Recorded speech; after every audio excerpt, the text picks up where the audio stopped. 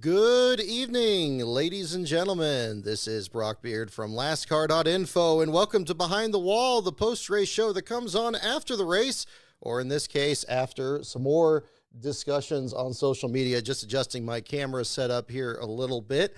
So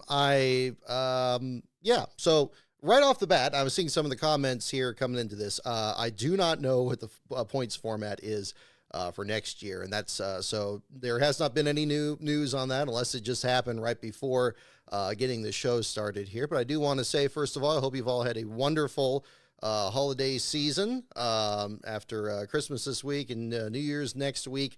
And thank you again for those of you guys that tuned in as well to our race watch along there with Greg Biffle's win at Daytona in 2003. I decided to go ahead and do another show here. I almost was going to do this right before Christmas, and it just, I don't know. I was like, well, let me kind of sit on this a little bit, and I'll see how I feel about it coming up this week. So, but roll in the TV screen. We are going to be watching a little bit of video today. And what are we going to be watching and talking about today? Well, we're going to be talking about this. Yes, we are going to be talking about the Kenny Wallace video, talking about the point system for next year. And we're going to also look at a couple other videos in the follow-up to it here. And I think this definitely warrants a discussion. Now, we'll watch these here in just a moment. We're going to kind of go in order. I got about 5 or 6 videos here in line, and we're going to kind of do them in order here. But in case you didn't have this come across your feed, this was the discussion between Kenny Wallace and Colleague Racing's team owner, Chris Rice, or the investor in the team there, big wig in the Colleague Racing effort. Of course, him, Matthew Colleague, so forth. And talking about the point system. And we saw this a little bit earlier in other discussions there with Jordan Bianchi, for example, trying to let on as to what the point system is going to be. And indeed, as Kenny brought up in one of his videos as well, we're not expecting to hear an actual announcement on this until January, doing a press conference. Not too much of a surprise there. I think that's totally fair. Given, the lawsuit and the holidays and then what happened to Biffle and the other victims of the plane crash here, it's just not a good time. It's not a good time for them to actually make the announcement. It's still a little bit surprising to me. When Phoenix wrapped up and we were loading up and heading back from the track, I thought for sure we were going to be having somebody leak the point system and it was going to get out, and then maybe there was going to be an announcement later that week. And of course, that didn't come back up there as well. So again, I don't know anything, to be clear, right, before we get into all this here. I don't know what the point system is. I don't know anything more than anybody else does here. But there was a very interesting discussion revolving around this video here and what came up afterwards. And I want to kind of lend some credence to this here at the same time. What I am going to try to do, I'll tell you what I'm going to try to do, and we'll see how successful I'm going to be at this. I want to be as fair and even-handed as best as possible. I'm not looking here to, do my hot takes or, light anybody up here on this or that there.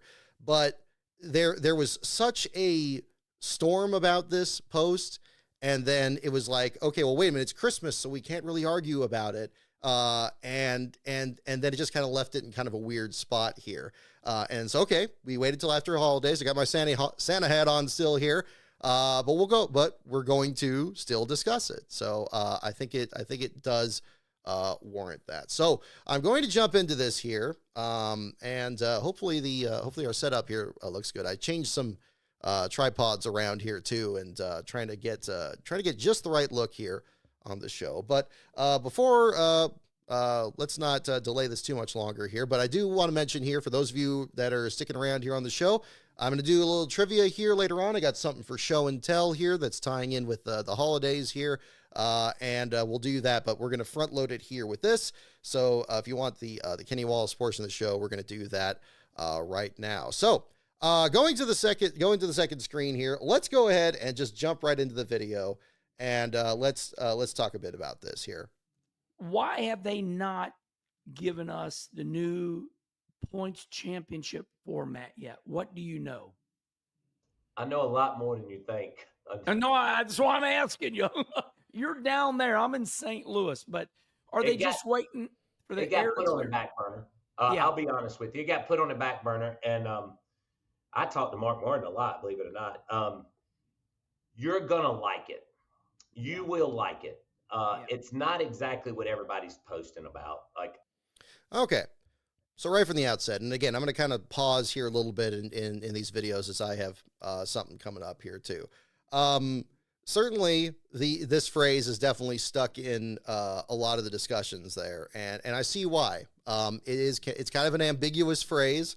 Certainly, Chris Rice himself tweeting, I think I had the post here as well. Where was it? This one here. Him tweeting this back on the 23rd here, saying, "This is the truth. I was just talking to Kenny Wallace, not everyone else." I can see how everybody else would just feel the same way. Like maybe it's like addressing fans in general. But again, to be fair to Chris, I've got no problem with Chris either. Like, I mean, when I talked to him about the Ty Gibbs thing, when all that was happening, he was very professional on that and no problem either. And to be fair, before we, as we go into this here too, he's not the person that's deciding the point system either. He does have, some knowledge of what's going on, as he himself said. And again, very similar to what we heard out of Jordan Bianchi a little while back there. We'll find out, what's going to be the case or what isn't there. But again, give him the benefit of the doubt there on that. But yeah, you will like it there is, I could see the concerning element of it there. And again, being as fair as possible here on this, it could be an interpretation of like, okay, well, yeah, it's like, is this what you want? Or is this something that you're actually going to like? Or will you come to like it? It's, I'm no rhetoric expert there, but I know that, I can see where people would get, tangled up with that there too. And indeed, I felt the same way in mine. And again, I'll show my post after I pull up the full video here. And, full transparency, I'll put my own reaction in this. So again, okay, you will like it. Like, what does that mean? Well, okay, let's hear the rest of it out. I don't think they hadn't made the final decision the last time I was involved. We need an adjustment. Do we need an overhaul? No, but we need an adjustment. Okay. Do we need an overhaul? No. Okay. Little piece of the puzzle here. Just trying to understand, what's going on and what isn't going on. Okay. At this point, with the point system being what it is, with elimination rounds and regroupings and winning you're in and all that, a full season points championship, I suppose, could be described as, a complete teardown, a complete, starting over.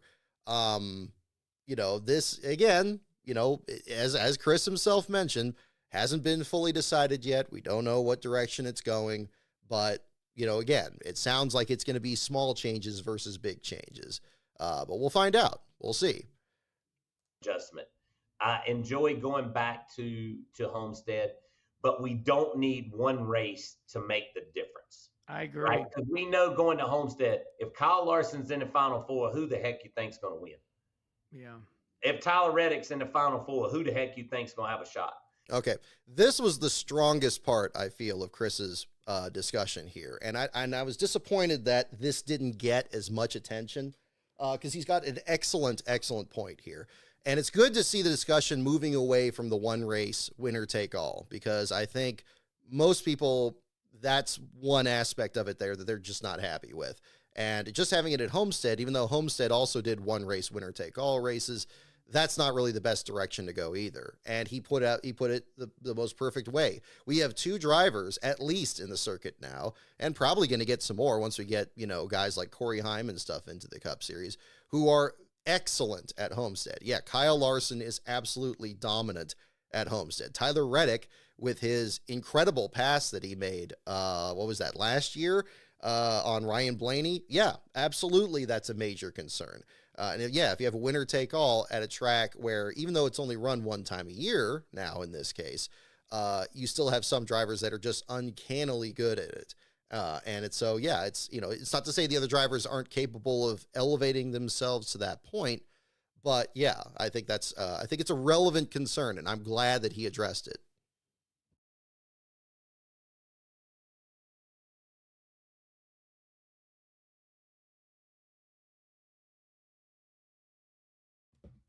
I'm just noticing, I just picked this shirt because it looked nice, but yeah, I'm wearing the Tyler Reddick race win shirt from that Homestead race too. It just occurs to me and have that discussion. But yeah, interesting, an interesting point, and I appreciate him making it, and I think, and I'm hopeful that that's, again, none of us are in the room here with NASCAR. We don't know what direction it's going to be. We're not going to hear about it till next month. But again, that's promising. That's a good argument against the current system. Even with Homestead returning as the championship race.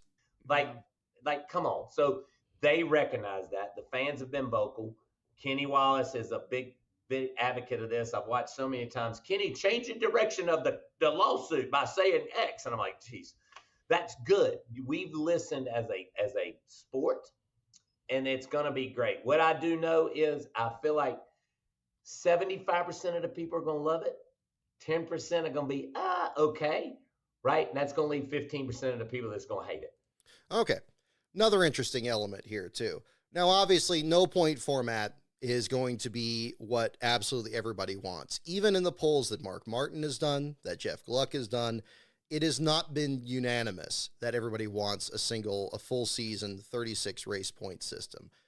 It's also not been unanimous that anybody wants the chase from 2004, or that they want the current system to stay in place. However, in each one of those, it's clear that the majority do want the 36 race point system. And again, I think that has been, anybody trying to deny that is the case, I don't believe can do so in good faith. I think that has been made exceedingly clear that, again, not everybody wants it. But I do think that most people are leaning that direction, whether your argument is what Formula One is doing and their increased popularity, or what NASCAR had done in the past and how it coincided with the sport when it was at its most popular. And again, as this video continues, we'll have a good element here to discuss on that. And again, if it's 75% of people are going to like it, again, this is just him describing it as best as he can. We don't have to hold them, firm to the numbers necessarily, but 75 is pretty good. I would think that most of those polls, it's certainly been a majority. It's been a clear majority. I'm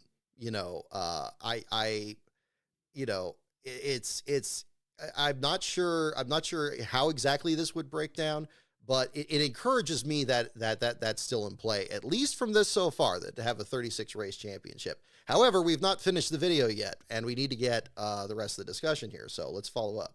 So with that being said, the traditional way of doing points would be tough to do in this era. Okay, here is the problem. And again, trying to be fair here, trying to be perfectly fair. This is, I think, the critical element of the video, more so than the you will like it or the 75% thing or all that. These last 30 seconds here, I feel, really capture, I think, the central issue.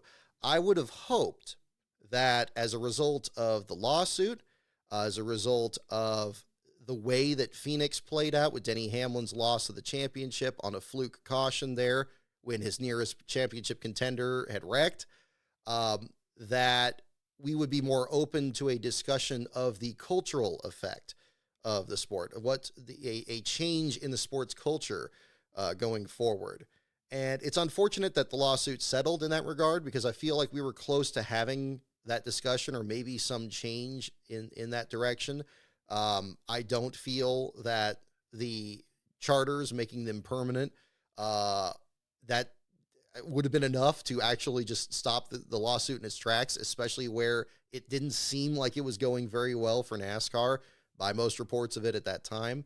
And I was hoping that maybe we would have a discussion more about that. But this is the interesting part. And again, I like Chris Rice. And again, I don't agree with everything he says. I'm sure he doesn't agree with everything I say. it's not about that, but I'll take the man at his word. And this is something that, to be fair also to him, this is not something that he alone has been saying and he alone has been putting forward. So again, I don't want anybody harassing Chris Rice over this or Kenny Wallace over this or anything, but if you put it out there, I don't care if it's 4 days before Christmas, it still, needs to be discussed. So let's hear him out. Because we are looking towards a younger group of people, right? So that's what we got to think about. Me and you, man, I go back and watch some old races on Tubi, and dude, it might be one car on the lead lap, and somebody's winning the point series by 487 points.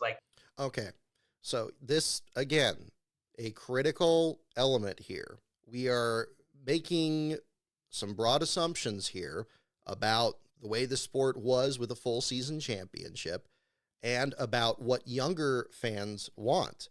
And I would love, again, I know a lot of you guys, I'm sure we have a good percentage in here that are younger fans. I know I tend to, bring on older fans here on there, but I'm sure there's some younger fans, certainly younger than myself, that, and feel free. I see the chats, definitely picking up here, and definitely share your thoughts in the chat there for sure. Don't, you guys have had no problem with that. And this is definitely one, I continue to invite that here.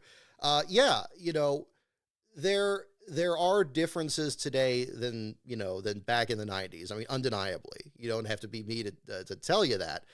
With the rise of social media, short form content, streaming services, doing things like this, watch it on YouTube. Does that mean necessarily that there is no place for a full season championship, for longer storylines that take a long time to play out? Is that not conducive? And I think he's about to say it here too. I think this kind of puts a pin in it. That ain't exciting to the young guy. Yeah, there's the element. It has to be made exciting. That the fact that it is racing, the fact that these drivers and these teams are brave for the risks that they voluntarily undertake, the amount of money that is expended, the sponsors, the spectacle, that in and of itself is not exciting enough. So the point system needs to change to make it more exciting. This is something I really, really don't understand. And I think it perhaps is a condemnation of maybe the nature of some of these races lately versus races in the past. Because it's definitely a mixed reaction. You get a lot of these montages that just show big crashes. You don't see really daring moves or people just hanging onto a car, on the edge of out of control or something. And then at the same time, you have some races like Iowa this year where you just have terrible racing, where it's nobody can pass. They catch up to the tail end of the field and everybody just stacks up. When you have clear issues like that, perhaps the argument that things need to be made more exciting appeals to you. And then it's okay, well, hey, this guy needs to get into the playoffs and he needs to win. If he doesn't win at this time, that's an element of it. But again, that goes back to what I was saying earlier about this being a cultural issue and why we need to look at perhaps why we feel this way rather than just accept that, all young people feel this way and nobody wants a full season championship. Always being told this, I would be much more inclined to hear this from younger fans, and I never seem to really hear this. And I want to, definitely put that out there. And again, if you're watching this now, or if you're watching this live, or you watch this later, again, definitely make sure to mention in the comments too. I want to, especially, mention if you're a younger fan. Don't put all your personal details out there, but, mention if you're a younger fan and kind of what your viewpoint is. And again, I don't expect you to agree with me either. All I can do is just put my thoughts out there. And, when I do a segment like this, I try to do it as best as possible. I don't try to do it every time. But if it's something that's really kind of stuck in the back of my mind, it's ooh, I really kind of need to feel like I need to weigh in on this. That's when I feel like I need to jump in on it there. So I hope that, I hope this encourages a discussion on that, because this I feel is kind of central to the debate. And I could see where, you know, of course you don't want to have people harassing people on the internet. And you do need to be respectful as best you can in these debates. I do think that that's worthwhile. It doesn't do anybody any good to just, you know, oh, you call this guy an idiot, or, you know, or this or that. But you know, this element here is interesting. So I'm going to keep going with it. The young woman. So we got to make it exciting. And our attention spans, my social media guy says, remember, Chris, 30 seconds long, not 4 hours, 30 seconds. So yes, sir. Okay. See, again, but a race is never going to be 30 seconds. And again, I hate to be so literal here, because I know he's making another point here as to this, but about it is a cogent point that there's, you know, short form content is more popular, and everything that direction. But racing doesn't fit into that. We can try to shoehorn racing into these different paradigms to make it more appealing to people in different ways. But it's the same reason I've not really agreed with people that talk about making the races themselves shorter, that they need to be 300 or 200 miles, or they need to be something, again, comparable to Formula One, where it's like an hour and a half or 2 hours or whatever it is.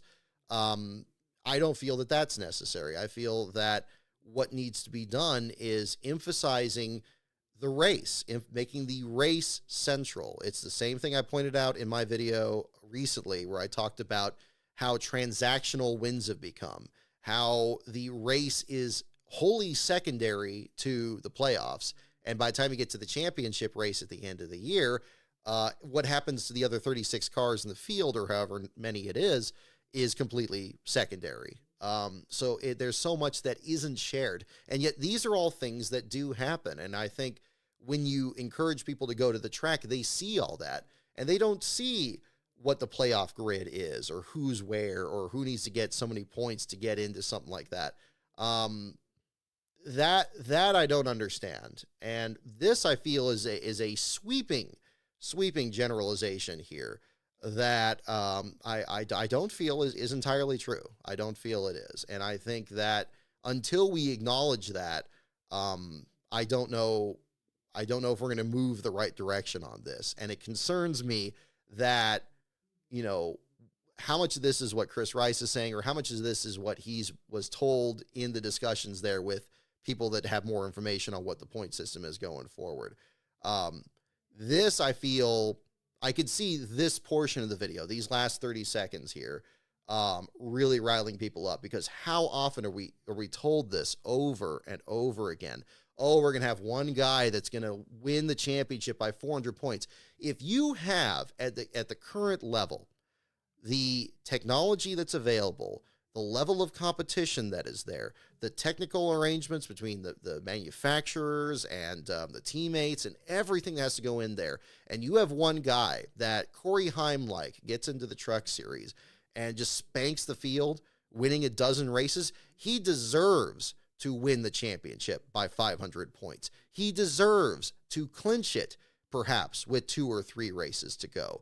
And if we are so wrapped around the axle about making it entertaining, that is somehow inferior, that crafting something amusing is going to be more engaging than what would just naturally happen on the track, we have truly lost the plot here. So when I hear this repeated by anybody, by whoever it is, and again, Chris Rice is not the only person saying it, and Kenny Wallace isn't the only person agreeing with it, and that's why it is a cultural issue. The people on that side of the aisle, they need to be shown that is not the right direction. And unfortunately, in the social media era, yeah, I think a lot of times it can come across mean-spirited. And I can't speak for everybody that responded to this video. I'm sure there were some that did cross the line, and it shouldn't. It shouldn't. And I am myself trying to keep this as respectful as possible here. You know, I will try to maintain that as best I can. I feel that, you know, hopefully this will make a step forward. I seriously doubt either of them is going to watch this, but if they do, I hope that maybe it helps, you know, garner the discussion, you know, maybe that direction. So going back to the video here, and I'll go back to it. I'll go back to my response on that same note. And this is what I posted here the same day. So again, I'll put myself out there. I am so tired, several eyes that I could fit in there. Tired is what I was thinking, of how fearful this side of the aisle is about the way races were run before the playoffs. Forget attention spans. These last 2 decades have fried their imagination and their memory. See, again, it's not an issue of young fans not having the attention span to be engaged in racing and being bored about it and not wanting to go to races. I see plenty of young fans show up to these tracks, fans of all ages, kids doing the same thing I did back in the 90s, getting some die-cast cars and pushing them around on the picnic table or in the grandstands or something like that and watching the race go by. And again, not everybody needs to be in the grandstands to do that too. I know we sometimes split hairs about empty grandstands or who's where there at the same time. But this revisionist history that has taken place here. I was talking about this a little in the Greg Biffle race last week, because of course that was midway through 2003.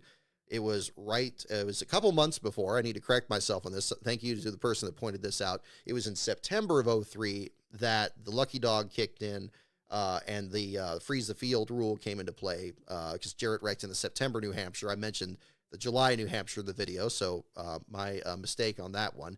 But in that season, you recall during that video, there was a poll that was taken that said, okay, is Matt Kenseth going to win the championship or is somebody else going to? And most of the people, perhaps just because Dale Jr. was one of the options, people back then, even with Kenseth leading by like 170 points, like more than a race lead, going into that race, believed that somebody else was going to catch him in the second half of the year. And that is what you get with a full season championship, because no 2 seasons are the same. Just because somebody has dominated one phase of the year does not mean they're going to dominate the entire year. We just saw this in Formula One this year. We had almost to the same level of 2021, basically 3 drivers competing for the world championship. And look at all the attention that got. Look at all the people just this week celebrating Christmas that got Lando Norris gear, and how much of that, I'm sure, was a result of this championship and having it allowed to be played out as naturally as it could. Yes, Formula One has its issues with over officiating and the money side of it. It's got its own problems, but at least it's got a full season championship. At least it's allowed to work its way towards the end of the year there. It's not saying that all those times back then were perfect either. In 2003 and before. This is, again, you want to talk about a problem with social media, that everything is always like an absolute. And I know that sounds like a contradiction, but it really is. You get situations where, you only believe that everything was great back then and everything is terrible now. I would completely disagree with that. If I felt that way, I would not bother talking about these current races every week afterwards or any current issues in the sport at all. I just stay with just what happened in the past and just stay in my own little bubble and do that. But I don't think that's particularly helpful. I think it's important for this sport to be in the best health it can be to entertain fans for the next generation, to pass it on to the next generation, to encourage their interest in the sport's history. We see this attitude. How typical is this attitude? And again, I have to lean on this a bit, because, and again, it's not just Chris Rice in this, but how typical is it that we see, the way that it used to be, that was so terrible. It's the way we have it now. It's so good. It's the exact opposite.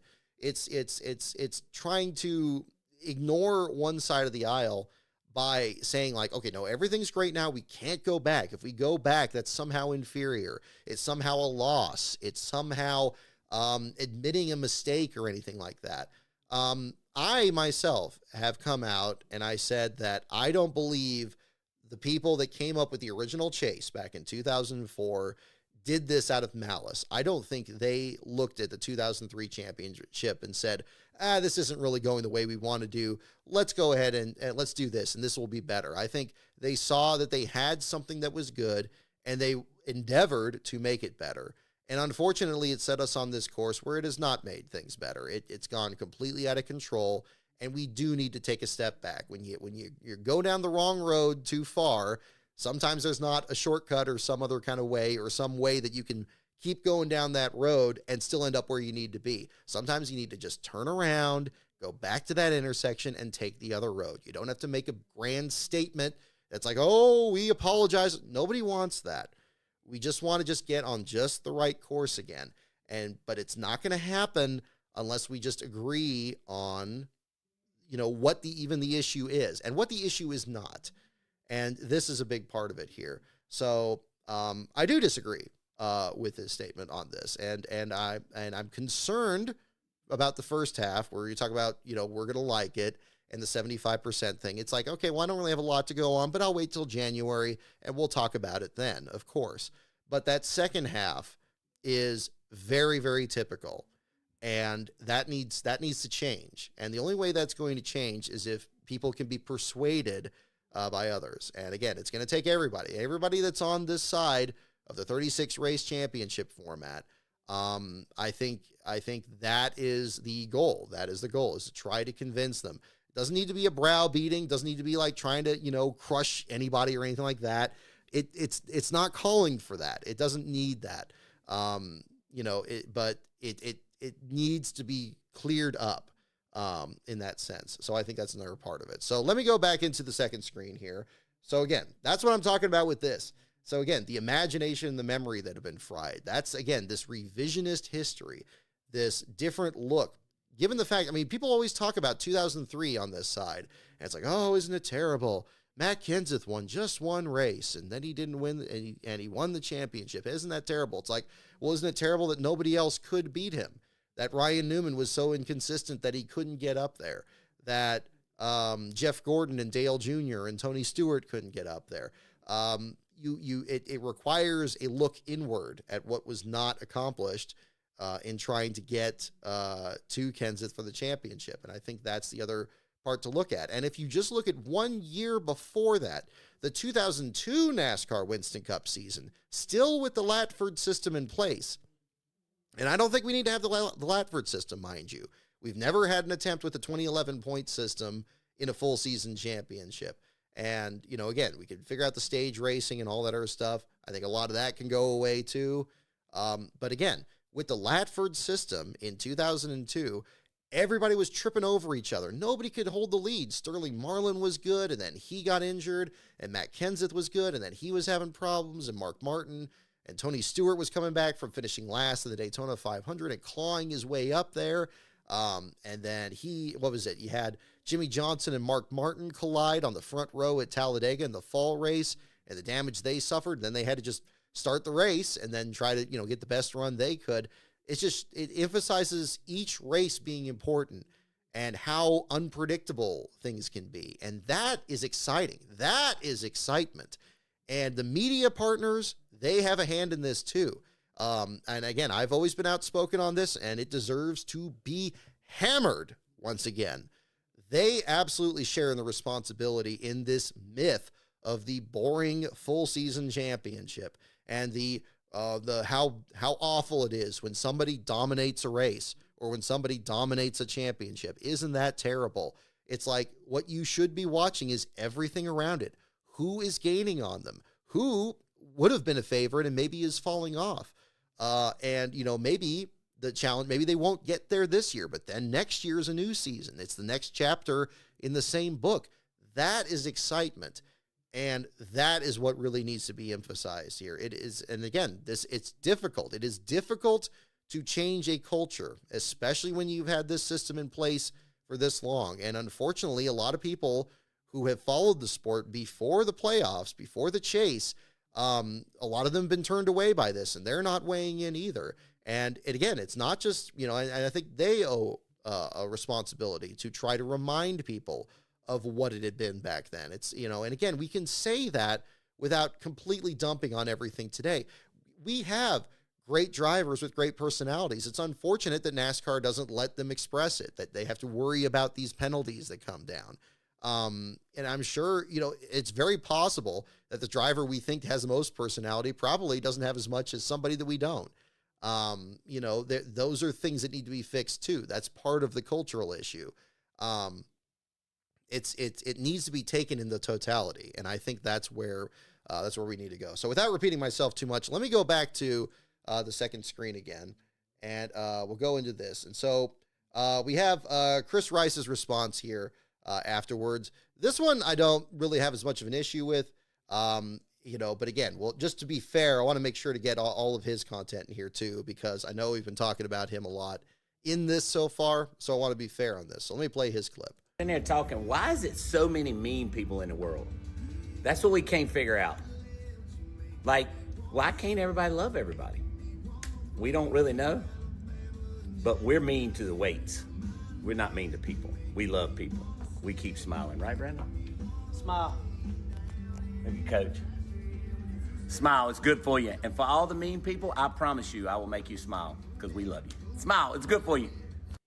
See, again, I don't really have any comments on that, but I do want to just post it on here just for anybody that's really, dragging, Chris, dragging him through here on a lot of this for Chris Rice. So, again, I do think, there's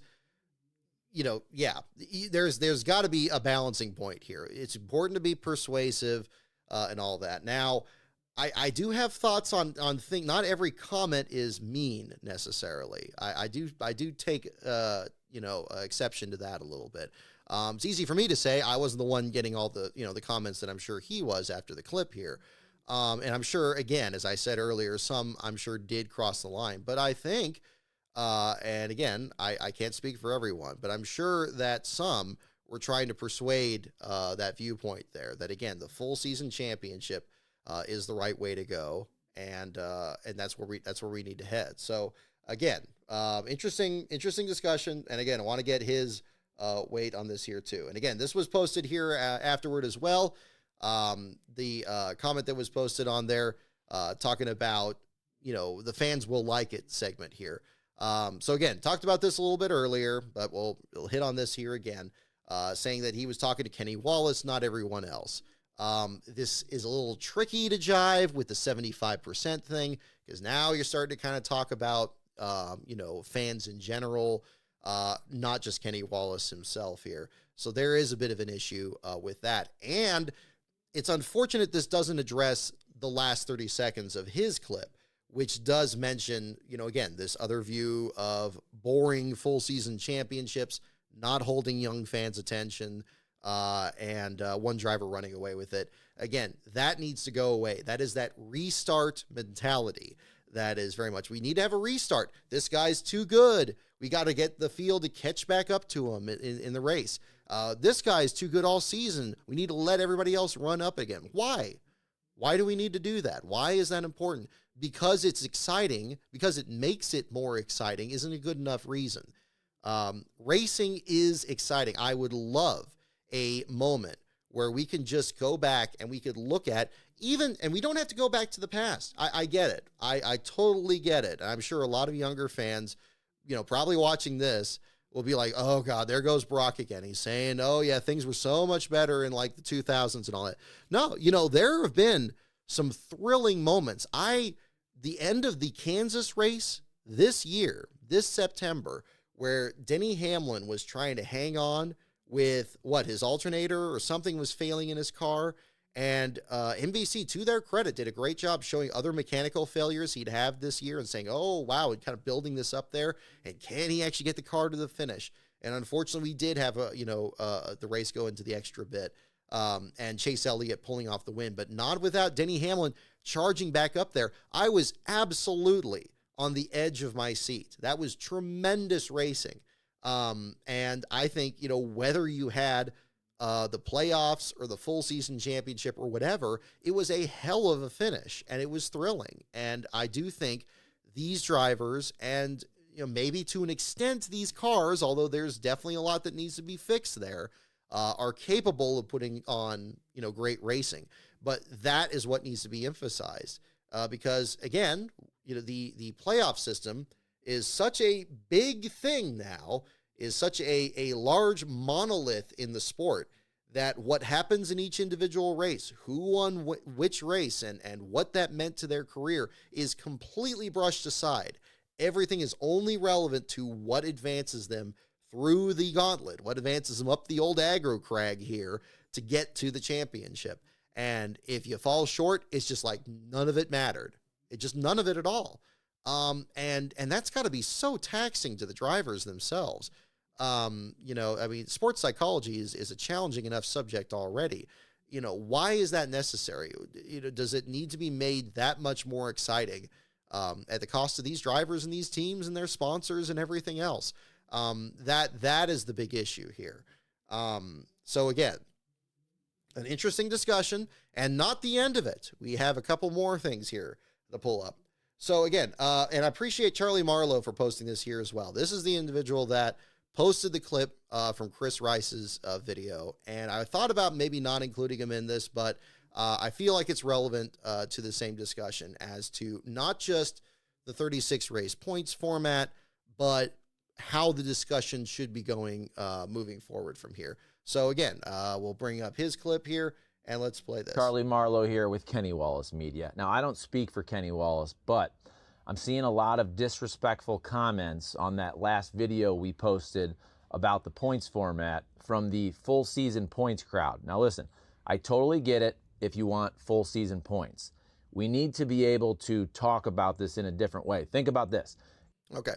So far, no disagreement here. Again, I can't speak for the comments. I haven't seen every single comment that was sent to Chris Rice or Kenny Wallace, so I can't comment on that. I'm sure, knowing Twitter for what it is, that some crossed the line. So I'm not going to say that all of it was legitimate and they you know, need to get real. That's not the case. But okay, let's agree with them so far. Let's keep going. If you want full season points, right, which I understand, who is your champion of that cause? Your champion of that cause is the great Mark Martin. What did Mark Martin tell Kenny Wallace about a month or so ago when he was sitting in his shop? Okay, so this is interesting. This is interesting. And I'm glad he included this clip. So kudos to Charlie for putting this in here. This is interesting for reasons that may not be entirely obvious. Hate me because I did not see what you saw about the point system. Do you want to bury me? No, see. Okay, it's almost not even a fair question here. You know, Kenny Wallace going up to Mark Martin, knowing that they have two very different viewpoints on NASCAR, on the point system, and asking him, do you want to bury me? Do you want to, go at it? Like it's going to be some big old scrum and they're going to be scoring points on this. You know, do you really think it's kind of unfair to even ask Mark Martin that? Of course he isn't. You know, and again, I think even to an extent, as much as, you know, I think people should be as respectful as they can in these debates, I don't think every person that, even if they let the passion overcome them, I don't think they're trying to destroy that person or, you know, anything like that. You know, I think it's not even a fair question. It's like, you know, I know what he's trying to do. He's trying to say, hey, you and I, we disagree on things, but we're still friends. That's fine.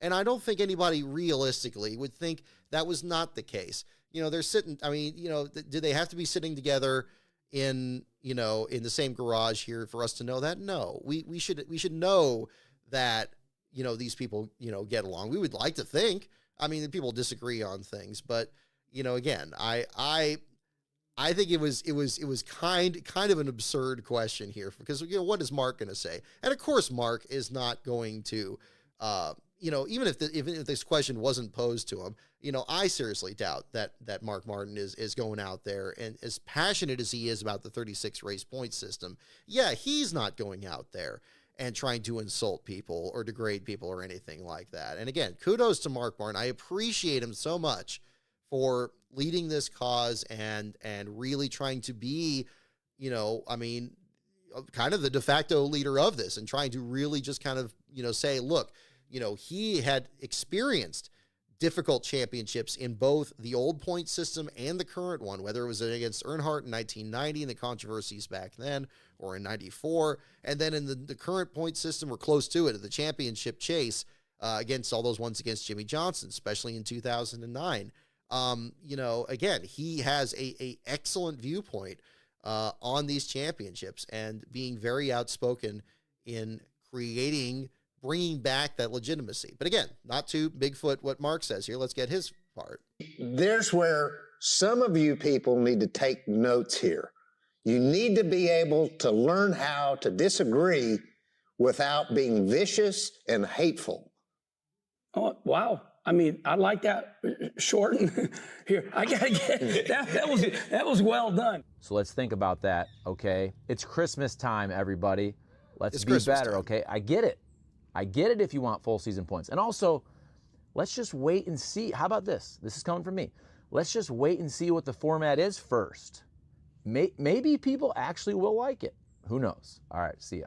So again, good clip by Charlie here, and I'm glad he brought up the segment here with Kenny Wallace and Mark Martin, because again, I know things get to be adversarial. I know it's very easy to say, okay, this person believes this thing and this person believes this thing. They must hate each other. It's like, no, that's not the case. And so by extension, yeah, you yourself do not have to be, hating these people.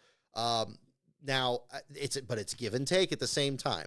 And I know people roll their eyes when you say but. Well, yeah, because we are talking about discussions. We're talking about debates here. We got to get back to the basic elements of it. There's the only way that this moves forward is understanding a little give and take. So when a clip like that comes out, and maybe you get some reaction, be like, oh, wow, these people are really mean. It's like, well, maybe think about, okay, well, wait a minute.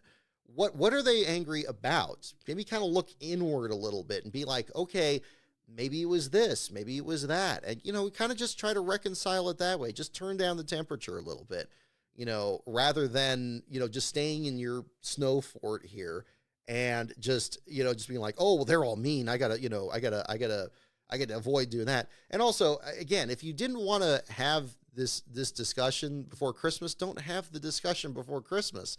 I just keep coming back to that. It's like, what are your intentions here?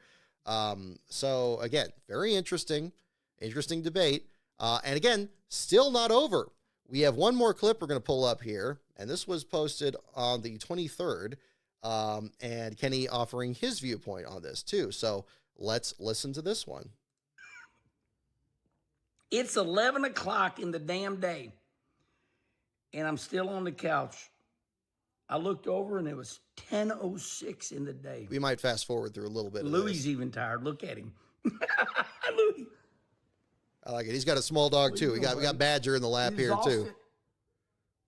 He is crashed out. I can't bring the camera down here, but yeah, we'll get that too. We'll get Badger cam here in a little bit. What a beautiful look. Everybody around here is just a chilling. There's got to be some. Louis just got up. He's like, you will not show me sleeping. Okay. My Arkansas friends are gone. They went back, and I wore them out. I said, my job is to wear your ass out. And I did.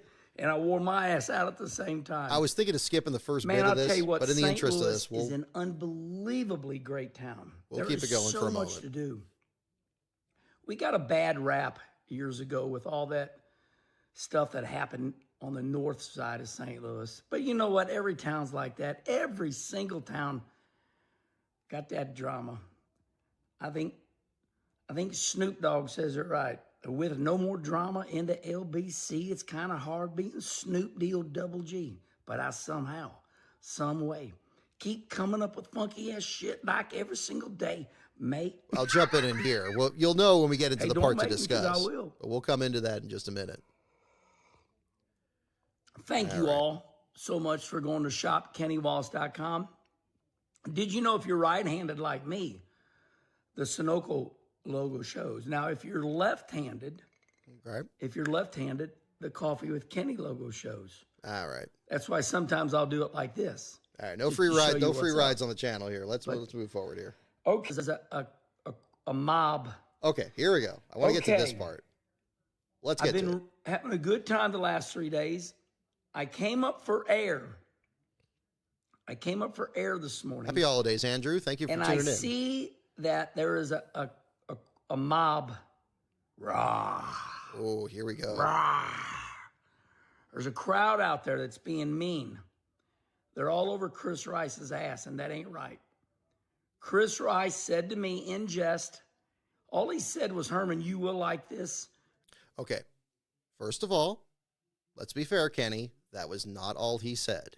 He also said that the old point system does not hold young fans' attention, that we need to make it more exciting. That was a very relevant part of the discussion, okay? Let's be clear here. All right, continuing. New point system, you will like it. He didn't say, you're going to like it. I'm going to make you like it. He didn't say, I'm going to make you like it. He said, Herman, you will like it. Okay, fair point. Now, I personally took it as, yeah, you will like it kind of as everybody. But yeah, I'll give him benefit of the doubt that at that part of it there, as Chris Rice tweeted there as well, maybe he was just talking to Kenny. Okay, fair point. Now, the 75% that will like it, and certainly the last 30 seconds of it there, that was absolutely not directed at just Kenny. That was directed at everybody. That is fair game to discuss. Now, again, as respectfully as one can. So again, we will continue. And he was talking to me. And then Charlie made a short out of it and put it up. We just thought it would be entertaining. You will like it was the header in said tweet. You have to understand the temperature in the room. You have to understand this. You can't sail into shark-infested waters here and wonder where all the fish came from. Like you have to realize that the point system is a high point of contention right now. Is it life or death? No, it isn't. Is it the most important thing happening right now? Absolutely not. No. But if we are going to bring the subject up for discussion, you can't be ignorant of the passions on really, I would say both sides. It just seems like one side is just kind of turning its head and be like, no, we can't go back. With the way the Phoenix played out, with Connor Zilic losing the Xfinity Championship that he went through 2 injuries to try to earn, and it got taken away from him there in the last race of the season for as dominant as he was, for the heroics that Corey Heim had to pull just to get the championship he should have clinched weeks ago, and then for what happened with Denny Hamlin, the same Denny Hamlin involved in the lawsuit, where we have since had these very interesting discussions about the culture in NASCAR and where it's going. Unfortunately, not any decisions that would help that. You got to read the room, man. You got to read the room. It doesn't get to be something you get to bring up, rattle the cage, and then just back away and be like, what are you making a big deal about? Again, I'm trying to be fair here. I'm trying not to do all the pantomime here, but this is important. This is important, okay? If you stir things up a little bit, people are going to get stirred up, and then you can't just act like you're above it all. I have a little bit of an issue with that. Yeah. Anyway, I'm gonna get round and round on that. Let's keep going. And we're learning, what lights a fire underneath your ass. Well, we should know that, but okay. Y'all are jacked up on Sundrop right now over points. It reminds me of Allen Iverson. Practice. We talking practice. When I first heard this, I laughed very hard. I was listening to this on my way to work.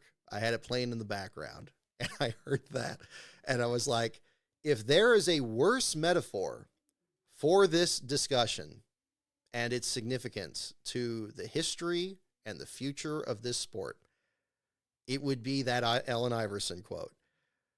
We don't even have practice right now, Kenny.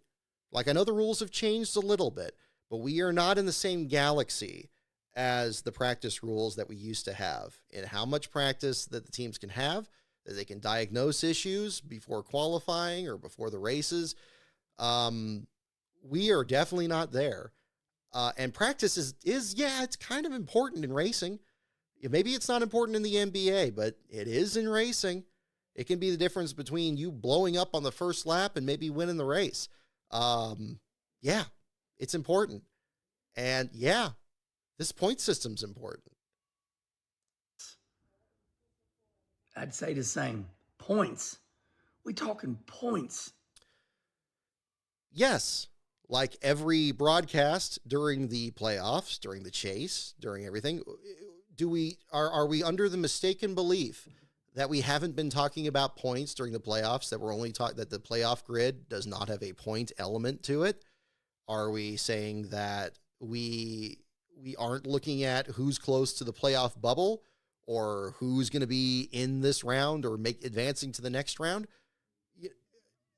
It's entirely about points. The point system is always going to be there. It's always been part of it, and it gets focused on as much as it is. It's a matter of what is the best point system. What is the rightful point system? What is the proper way to reward a season that is consistent and reward as best we can the one best driver? Even in a season where you have multiple drivers that are good, who is the one driver that is great? How do you calculate that? You got to have a good point system. I never in my life dreamed that you guys cannot watch a race without thinking about points. That's just, again, I'm trying to be fair. I'm trying to be fair here. Again, I'm trying to do silly voices or any of that kind of thing. Yeah. Well, we can't watch a race without hearing about the points, Kenny. We can't watch this race without hearing about who's getting into this point, who's close to the bubble, who's going to make their way in without winning, who's going to advance. Again, same thing I just said. Same thing. We do care about the points. We care about legitimacy. We care about crowning a legitimate champion. If there is a question of legitimacy in the sport, what are we watching? It may be entertaining in some abstract way. Is it a sport? Is it legitimate? That should matter. That's not something you just blow off because you think that these people that are angry and posting on Twitter, they're just wrapped around something. This doesn't matter because they're angry about it. No. Continuing. Oh, look, there's a fight for the lead. I wonder how many points he's going to get. It's like there's literally a live points thing during the playoffs that shows who's leading the race and how that changes the points. You can't be serious. You can't be serious. This is the way that the media, the TV broadcasters in particular, have emphasized this. It is structured around it. It is as I said in my previous video, the championship is not something that it's not a distant mountaintop that we don't know what the view from it is going to look like. It is a constant nagging presence from the first lap of the Clash, even when it's not a points race, to the last lap of Phoenix or Homestead this next year. It is a constant, ubiquitous presence in the sport. And that's just the way it is. And we need to change course on that. So again, going back. Like, what the fuck, Chuck? Kentucky puck, luck, muck, duck. Here's what I would say to you. Okay. Chris Rice was having a nice conversation with me, and he just said, I know what the new point system is, and you will like it. Now, listen, we don't know what the new point system is going to be. However, I can say this. Bob Pockrass, as reported by Bob Pockrass, he said it looks like it's going to come out in January. Now, that makes sense because there's been a lot of drama in NASCAR with the lawsuit, went on for 2 weeks, and now here's Christmas, and it's just not the time to. Now, see, I agree with this part. This part is fine. I said pretty much the same thing earlier in this show. Yeah, Chris Rice doesn't set the points. The format's going to get revealed in January. We don't know what it's going to be. At this point, what's going to really change NASCAR's mind? They're going to reveal it. We'll talk about it at that point. And believe me, I'm sure we'll do another one of these streams, and we will talk about it at that point. Fair point. 1 point to Kenny on that one. To announce it. They got to hold a press conference. I mean, they can announce it verbatim and type it out, but they need to have who's in charge announce it. Fair. During a press conference, not a press release, a press conference. So Bob Pockrass says it's going to come out in January. Now, some of you are being really mean. Like Mark Martin said. You know what Mark Martin said?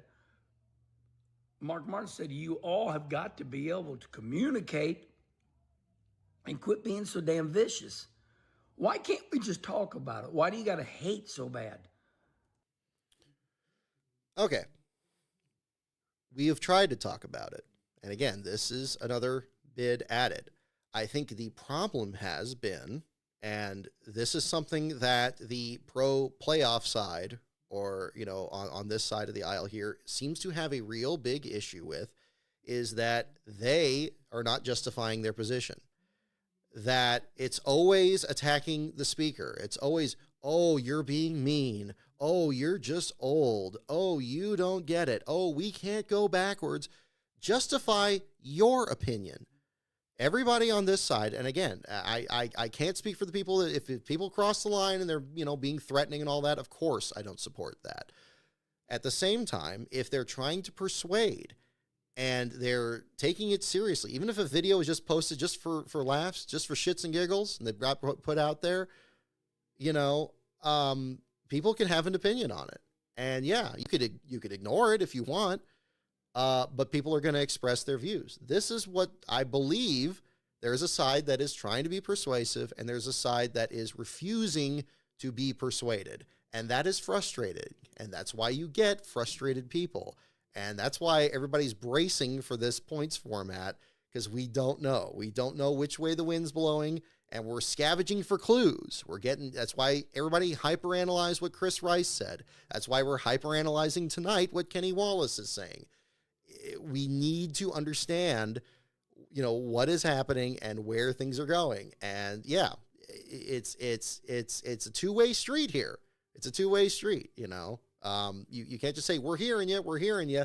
It's like, no. Let's actually have a discussion. I think that would be interesting. Again, kudos to Mark Martin for coming up with Kenny Wallace. And they did have an interesting discussion. When I listened to their podcast about it, I had kind of the similar experience. I felt like Mark Martin did a great job expressing why the full season championship was important, why it needed to play out the way that it did, the importance of legitimizing it. And I don't feel like he felt like Kenny was responding to what Mark was saying, but he wasn't advocating for his position.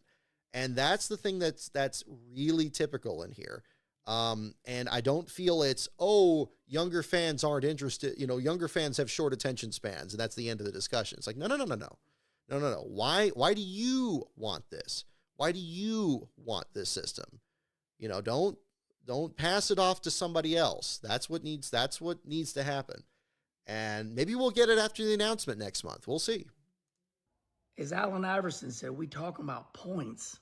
Yes. We just talking about points. We're not talking about the cars on the racetrack racing. I mean, it's kind of the same thing. The cars earn points. That's the measure of winning. If it's not winning the race, it's how well you do in the points. It's going to be that way if it's the playoffs or otherwise. But again. So simmer down, everybody. It's Christmas. Merry Christmas. Merry Christmas, Kenny. Let's wait a little bit, and then you can go back to motherfucking everybody. That's why I waited till today. See, I waited till the 27th. See, I still got my hat on, but I waited till the 27th. See, that's how much I want to make sure I'm doing this properly. So again, being even-handed here, trying not to be disrespectful. Let's hear them out.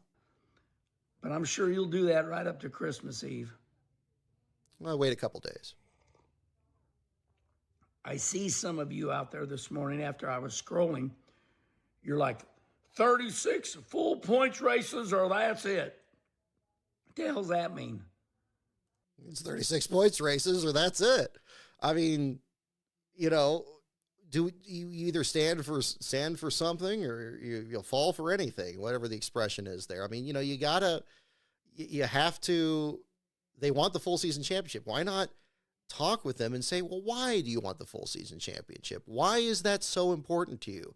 Not just making fun of them and saying, oh, isn't that ridiculous? They're so, oh yeah, they want 36 races or that's it. Like we're speaking another language here. It's like, no, you know why we want it. You know why it needs to be there. And we don't need everybody poo-pooing on the idea here at the same time before it's been kicked in. But okay, let's keep going. Well, you want to get exactly what you want? Is that what it is? If I don't get what I want, I'm gonna. Okay, now this is a interesting point. I'm glad he kicked this hornet's nest, because let me ask the chat here and see if this is something. Maybe this is a me thing. Maybe this is a me thing, but maybe it's something that other of you in here can feel the same thing about.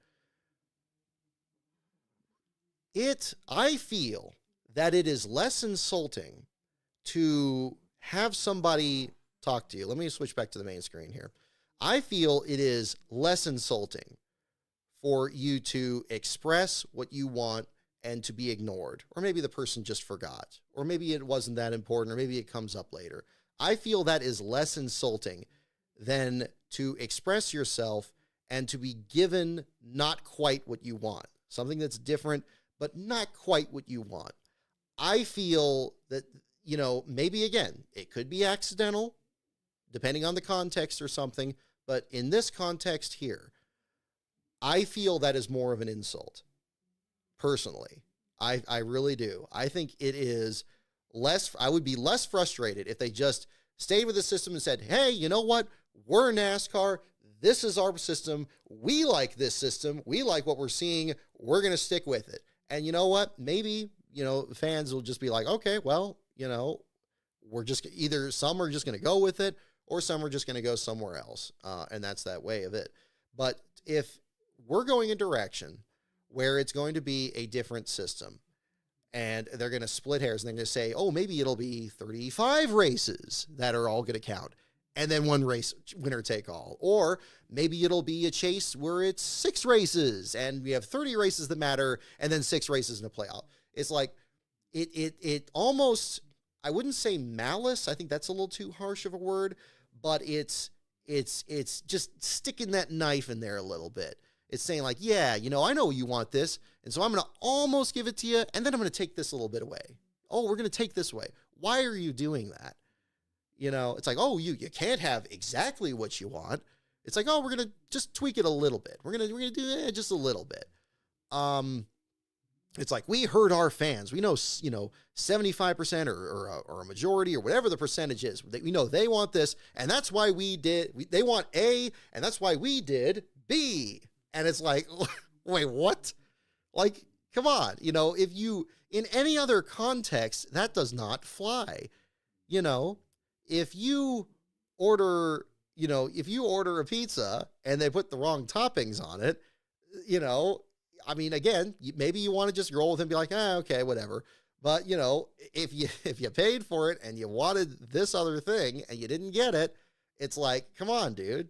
You have that option. Now, maybe it's not always appropriate in that case or whatever. I get it. But to me, in this context here, it's again, we're going to try to just diminish this. We're going to say, oh, okay, I brought this up. I kicked this little hornet's nest and we talked about like, oh, you're going to like it. And now people are upset about it. And now we're saying, hey, what is everybody all wrapped up about? It doesn't matter. See, I'm doing the voices. I'm trying not to. I'm trying to be respectful. I'm trying to see it his way. And I'm trying to be as calm as I can. But this is difficult. So this is where the rubber meets the road here, okay? If you don't get, shouldn't people get what they want? Why shouldn't people get what they want? The fans drive this sport. They're buying the tickets. They're buying the merch. They're coming to the track. They're watching it on TV. They're supporting it. Some can't help it. I'm one of those people. I don't think I could help it. And I've been through 5 straight Jimmy Johnson championships and so forth. And I stick with it. I find different ways to be engaged with it. But again, people should get what they want. People, you are in if NASCAR is in a business to not only put on races, they're putting on races for fans. They're putting them on for the viewers.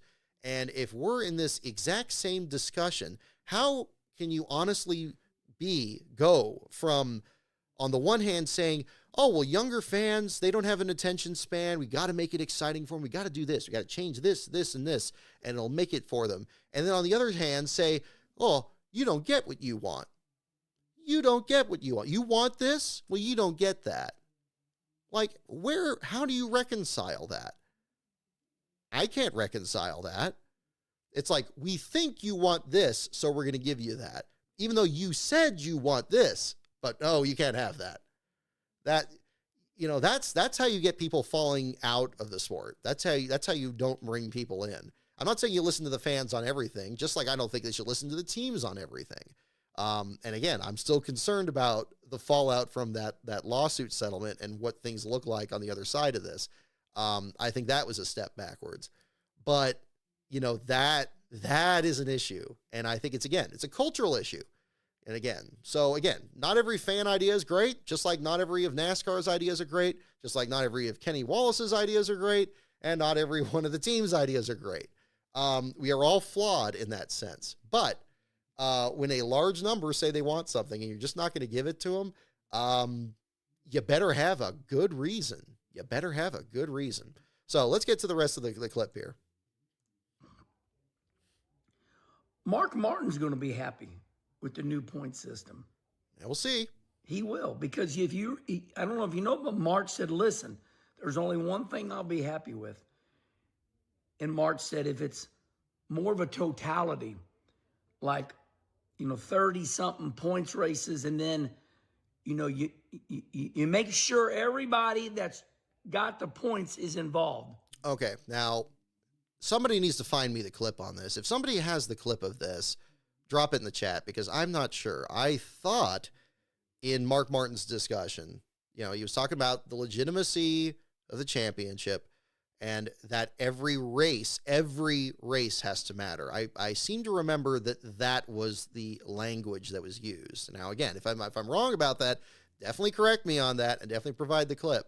But I seem to remember that it wasn't like we need to make it more legitimate. We need to make the totality fair. It's more that like every single race has to matter. It seemed like that was more the discussion. You got Badger snoring down here. So I seem to remember it was going that direction. So again, maybe Kenny's right on this. I don't think so. That didn't feel right, but we'll see. I seriously doubt Mark Martin would be happy. And again, I can't speak for him, but I doubt he would be happy with, a 30, having a 30 race format, maybe 6 chase races or whatever the system is with that. I don't see how that makes all the races matter. Now, again, if it is just a matter of the championship race, maybe that's the direction. I don't know. We'll see. But again, if somebody has that, just let me know. We'll be continuing the show here after this. This will be the last clip we'll be pulling up here in a bit. So stay tuned, folks.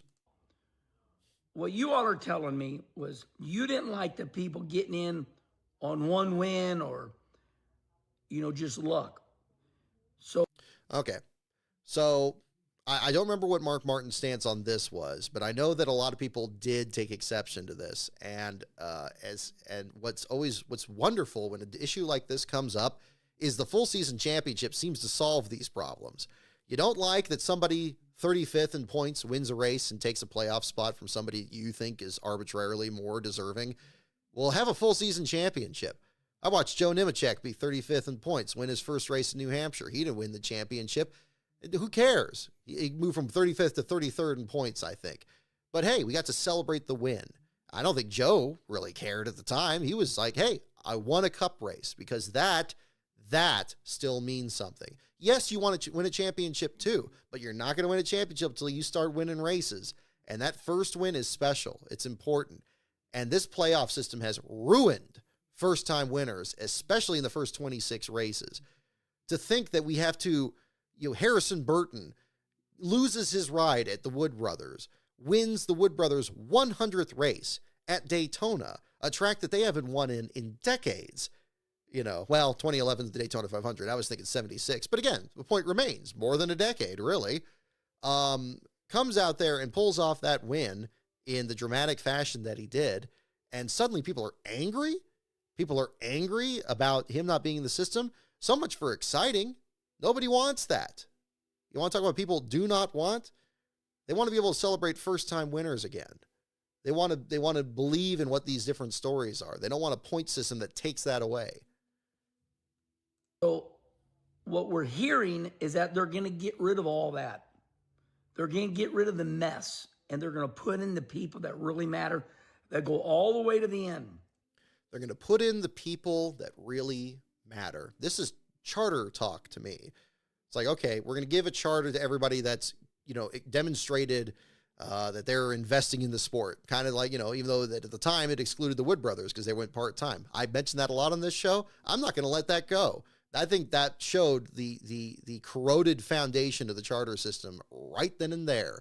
And that should have set off everybody's smell detector when that happened there. But we just kind of went along. They're like, oh, this is the system now. See, again, I'm doing the voices again. It's getting to the end. I'm hanging on. Spare me allow me the voices here at the end because, yeah, this is kind of where it reaches the peak here. But, it's like, okay, who's deciding who deserves to be in the championship? If we're just picking people to be in the championship, irrespective of, where they are in points or something or how they're performing, just have the full season championship. Just have the full season championship. A full season championship will prevent anybody that does not deserve to be in championship contention. They will not be there.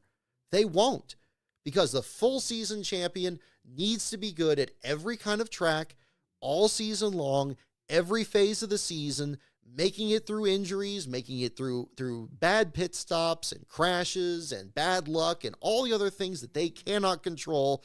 They maximize the amount of points they get every single week. That's the way they do it. And that is how you find out who should or shouldn't be in there. We don't need, this isn't the NC2A. We're not deciding who needs to be in there, who deserves to be in there, you hear every time I hear about, college football or college basketball or whatever, nobody's happy with the rankings. All the rankings are screwed up. It's like, well, because you don't have a system where people just earn their way towards a championship. It's a whole different deal. You got bowls, you got, different divisions. I'm not knowledgeable in college sports at all. That ended with me back in college rowing days here. But, you see the pitfalls of that. And we don't need to put that into racing where, they are literally competing for wins, competing for positions right up to the last lap of the race. You watch my clip from Sears Point at the end of this year, and you see every one of those people battling in turn 11 to get every spot they could. And yeah, it included Ty Dillon trying to get, back to the next round of that playoff bracket there. But yeah, everybody was fighting for position. Everybody that could get there was going to do it. And that's the championship is a larger scale of that. And that's how you get it. So just lay off, everybody. Just lay off. My God. I mean, think about what you got. Think about how beautiful your life is. You're breathing. It's like I said, breathe. Get in the shower. Put some deodorant on.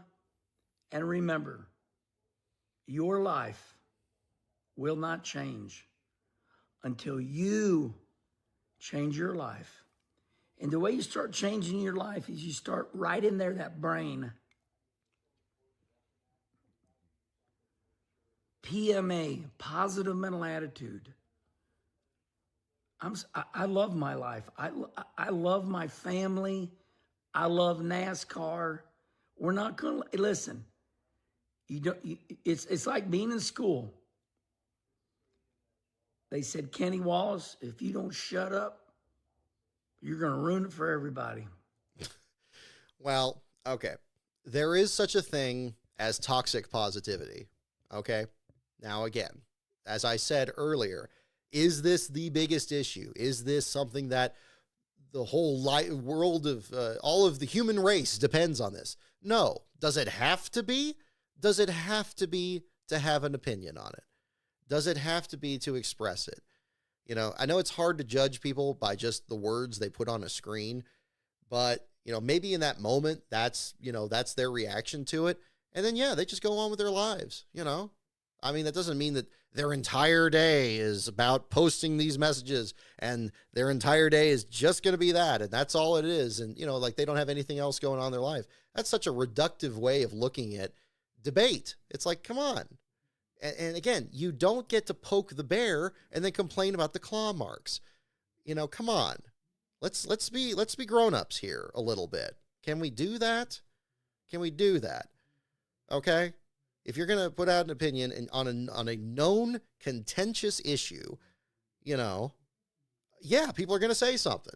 If you're going to put it out there publicly, you know, I don't get this. I don't get this. This is the same thing. I don't see any difference between this, honestly.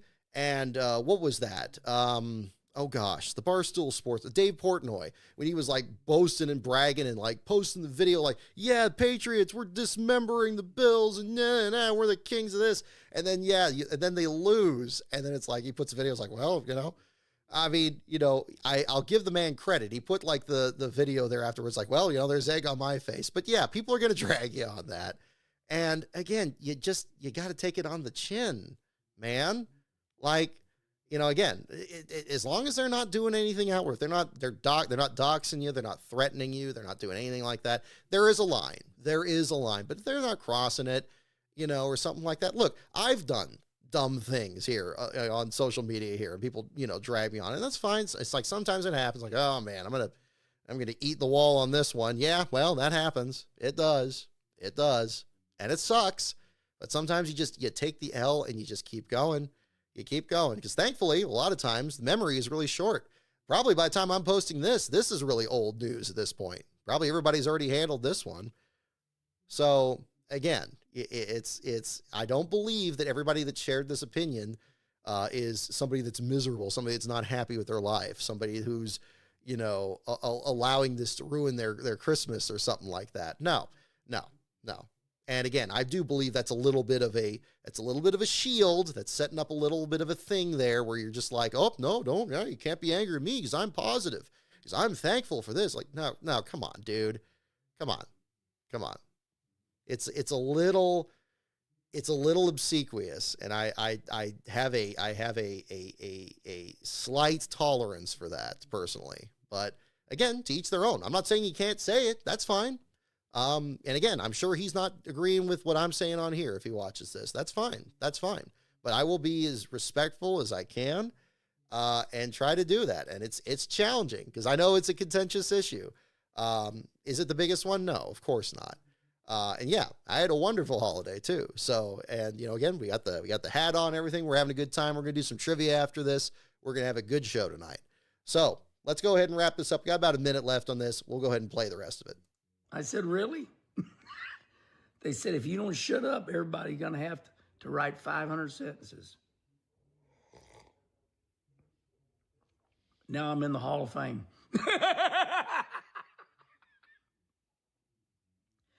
They chewed my ass out 24/7 in school.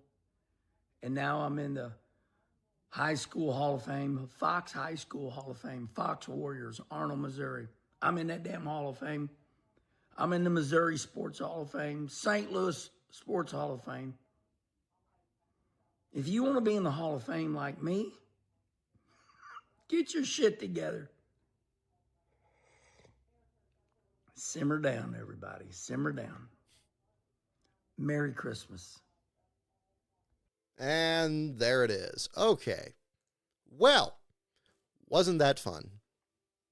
So, as if that was clear as mud on here, you know, it's just interesting. Again, you know, bring up a subject, rattle people about it, get a little bit out of shape, because I mean, I'm sure some people were out of line, and yeah, they should be called out. They should be called out by other people posting online. It's like, hey, dude, that's a bit too far.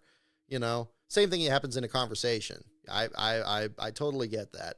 But yeah, if they're just disagreeing with you, you know, again, I think I know it seems like on Twitter, it's most of the people, and I get it. And I know it sucks sometimes. It really does. It sucks to be in the barrel. Sometimes I wake up, I look at my phone, I got like 20 messages on there. I'm like, oh God, what did I do now? You know, I probably said, Hey Arnold wasn't a good cartoon, and now I'm getting flamed again here. Yeah, it happens. It happens. And then some, but sometimes, you have something like that and you just laugh about it. It's just like, oh, what the hell, So, and again, Kenny's probably watching this and he's probably laughing. I don't blame him. That's fine. I get it. So interesting, but I appreciate them letting us know where they stand. And by that, I mean, Kenny Wallace and Chris Rice, and so forth on there. And again, and to Charlie as well for posting his clip on there. I'm glad they're letting us know where they stand. And I think the appropriate reaction is to, just let us know where we stand and where we go. And again, this is not the end of the discussion. It's going to keep going. We're going to have the playoff system be announced, whatever it's going to be. And it'll be what it's going to be. And is that going to be the end of the discussion? Or is, no, it's not. I'm sure it'll be on to the next thing. And maybe it's going to be like the car tomorrow was, where we're just going to have to reverse engineer the full point system.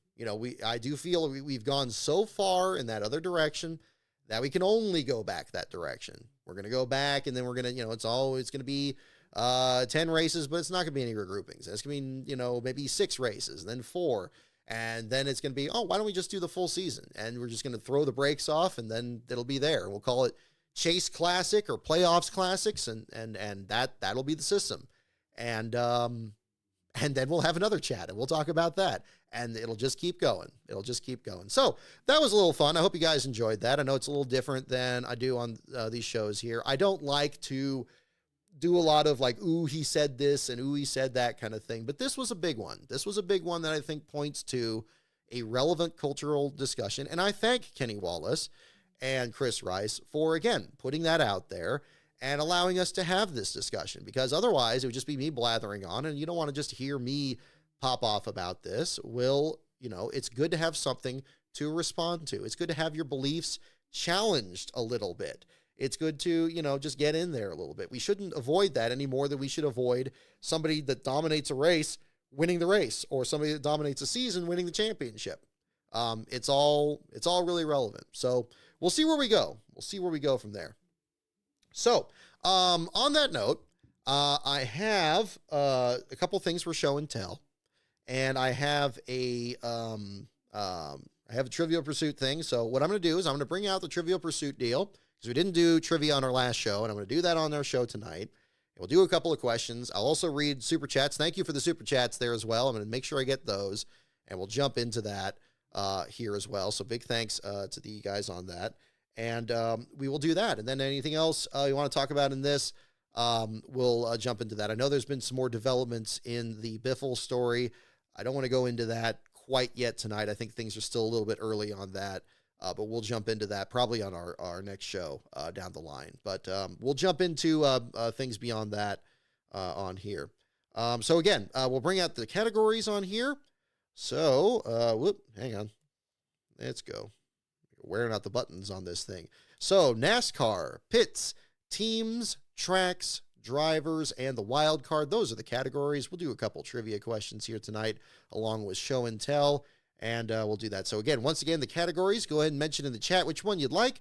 We'll go NASCAR, pits, teams, tracks, drivers, and the wild card. So we will go ahead and do that. So, all right, folks, I'm going to step away for just a moment to get a drink of water, and then I'll be back and we will do show and tell and trivia. And we'll be back in just a moment here, folks. So stay tuned.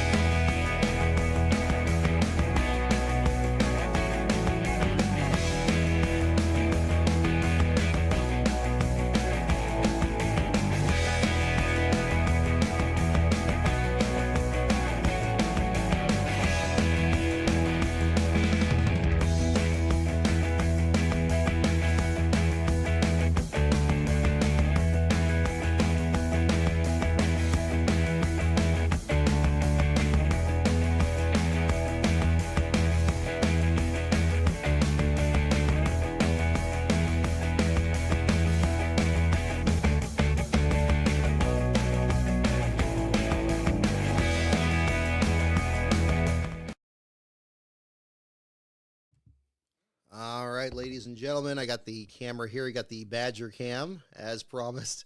He is, see again, Kenny Wallace's dog was dozing out, and here's Badger down here. So, again, got a different tripod here. Our old tripod was too big to get things like this, so there we go. And as you can see, he is very much comfortable. He cares very passionately about the playoff system, too, as you can tell. Yep, there he is. Uh-oh, there he is. Now he's up. See, I said the playoff system, and he woke up. That's my boy. That's my boy. Alrighty. Let me get the camera back over here. All right. Oop, make sure that doesn't fall over. It's a little flimsier of a one, but I think it'll work better. So I apologize. It's wobbling a little bit. It should stop in just a moment here. So yeah. Oop. I think it's sitting on the cable. Okay. All right. Don't want to get anybody crooked here. So, okay. We'll do some trivia questions here. Go ahead and let me know. I see a few for tracks and a couple for teams. If somebody could tally up which one has the most votes, we'll do that. And I'll do the show and tell here in the meantime. So he got Badger crashed out down here. I received a couple things in the mail. I wanted to show this on our show last week. It just didn't feel right at the time. So I didn't. But I wanted to do it still while it's around the holiday season here. And show these to you. First, I want to give a special thanks to James, who sent this nice card here, here as well, season greeting card here for the holidays, and writing on here, happy holidays to everybody at Last Car Productions. All the best. Good luck in 2026. And again, thank you so much for your card there.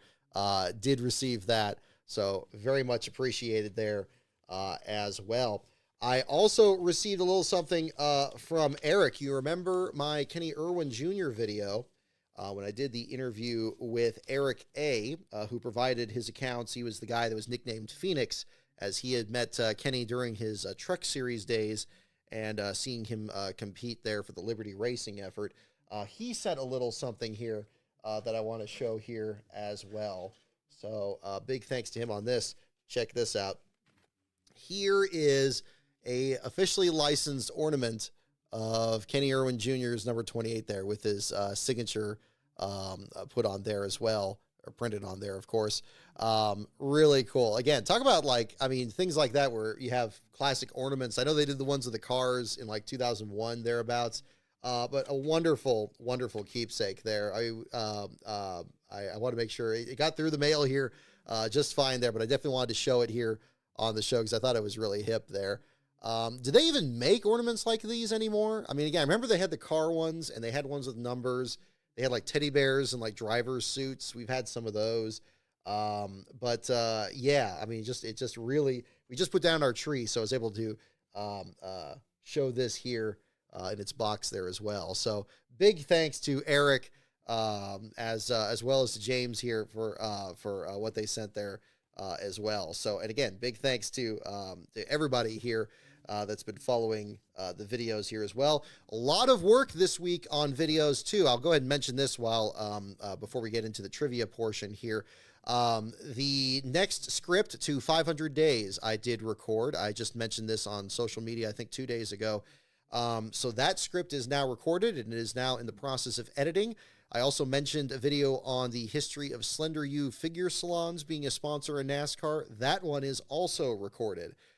So I'm in the process of getting those edited. At the same time, I'm now creating a rough draft of another video project that's going to be a two-parter. That one is coming together.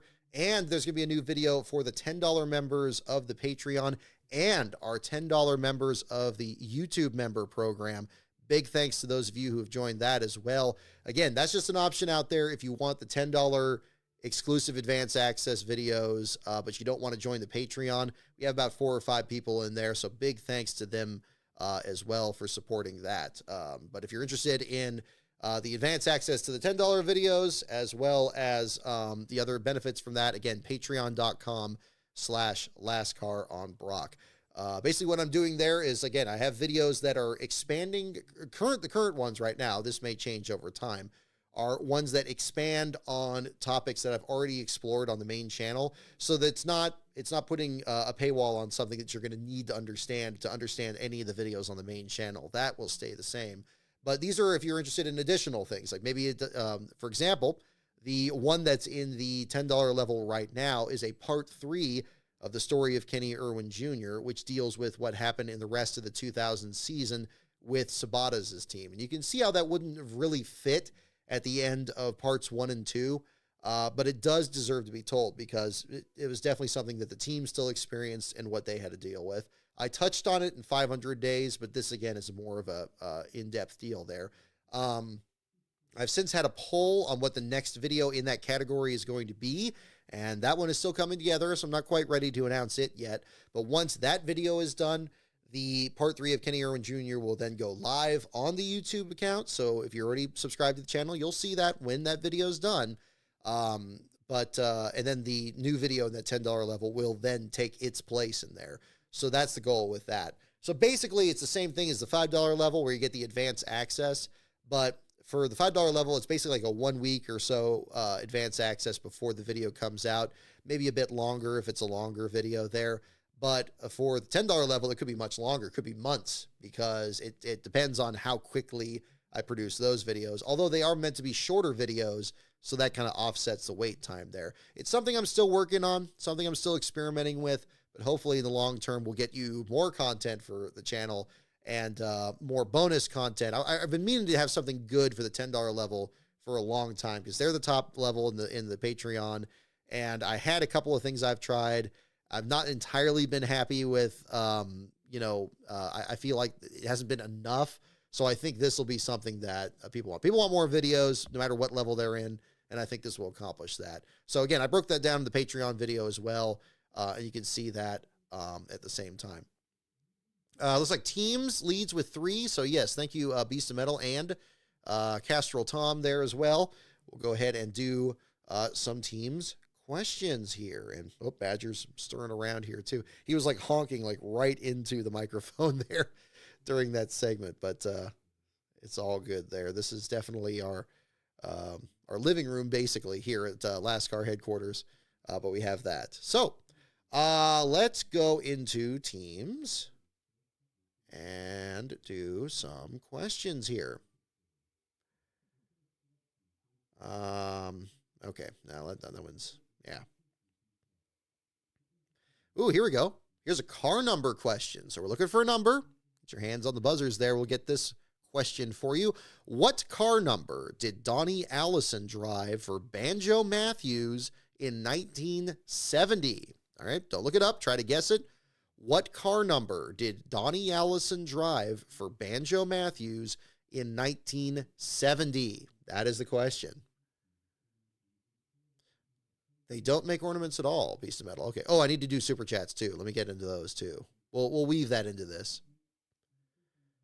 And thank you guys for the chat here. I was kind of reviewing that a little bit earlier, and kind of staying on top of that too.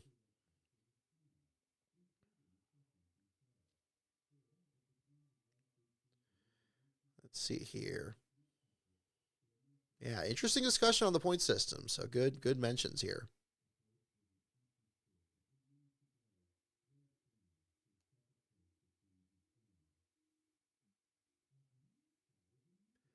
Yep, there we go. Oh, Josh Boston, I see you mentioned, the video, the NASCAR commercial I use at the end of my produced videos. Yep.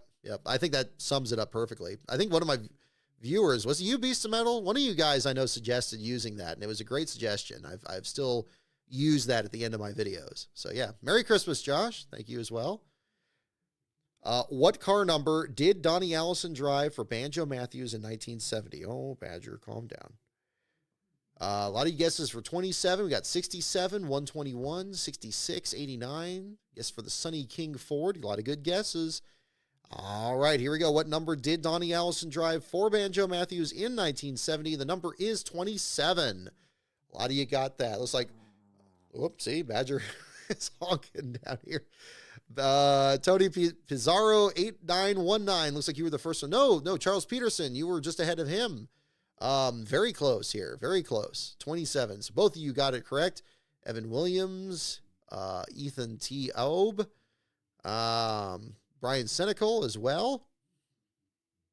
There you go. Beast of Metal as well. Yes, absolutely. So yes, correct. Number 27 for Donnie Allison. Alrighty, now we're looking for a manufacturer here. Here we go. What make and model of car did Bud Moore field in NASCAR's Baby Grand Series? Ooh, now there's a good question. Let me read that again. What make and model of car did Bud Moore field in NASCAR's Baby Grand Series? That is the question. Oh, it wasn't you, Beast of Metal. I know it was somebody. I think somebody, it might have been somebody that watched the 2019 video, because I put that in there. I think I put it at the end of the Why NASCAR Was Awesome in the 90s video, and it just happened to be there. And then, yeah, it just kind of became the ending thing. So, yeah, good to make more use out of it if NASCAR is not really using it. So, there you go. What make and model of car did Bud Moore field in NASCAR's Baby Grand Series? I guess it's for Ford Mustang or Mercury Cougar, Ford Thunderbird, Ford Mustang, Oldsmobile, the AMC Javelin. Lots of fun guesses. Lots of fun guesses. What make and model of car did Bud Moore field in NASCAR's Baby Grand Series? I'll probably do Super Chats right after this here, and we'll jump into those. What make and model of car did Bud Moore field in NASCAR's Baby Grand Series? All right. Got a lot of guesses for Ford. Very good guess with Bud Moore, but let's see what it is. The answer is the Mercury Cougar. Mercury Cougar. Charles Peterson, you got it. I know you guessed Ford Mustang also, but you got Mercury Cougar on that. Did anybody get it earlier? I don't think so. Ford Falcon, Mustang, Javelin, Tempos for Joshua Boston. A lot of good Ford models brought up here. But Mercury Cougar is the correct one. So yeah, Charles, you got that one. There you go. While we go through here, I'm going to go into the Super Chat list. I'm going to go through these as well. These would be good points of discussion here. This is from last week. All righty. Michael Jensen for $5. Again, thank you for your super chat here. I've always said they should have two standings. Keep the playoffs, but give $1 million to the full season champ and nix the in-season championship. That's an interesting idea. You know, I mean, maybe something where maybe even like a $5 million one, because the $1 million thing is kind of getting overplayed with the All-Star race. It's not quite working these days. But I like the thought. I mean, having two standings, you can have playoffs, but then the full season champion, it gets their own bonus. I mean, it's an idea. I still think that, you know, the full season championship should have that extra level of prestige.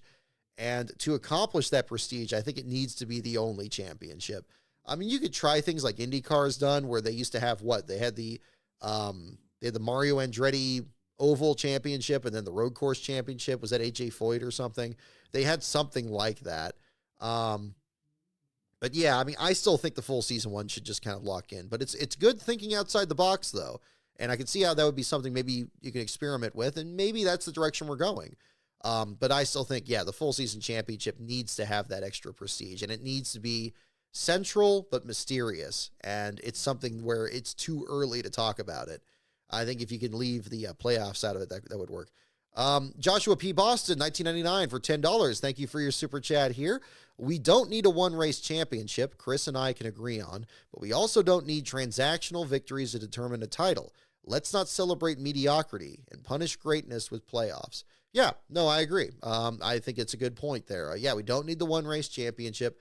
And I think Chris Rice did a great job breaking that down. And he put the exact reason, because you got Homestead, you have two drivers who are exceptional there. And yeah, they'll put on a show, but yeah, I mean, it's like putting a road course the last race of the year when you got Van Gisbergen just being that exceptional there too. And, you know, is it going to be him and Connor Zilic going for the title? I don't know if that would work today. I know we used to have Riverside as the championship race. Obviously Riverside doesn't exist anymore, but I don't see something like that working today either. So I see that. But yeah, celebrating mediocrity and punishing greatness, I agree, definitely. I know I talked about that in that one video.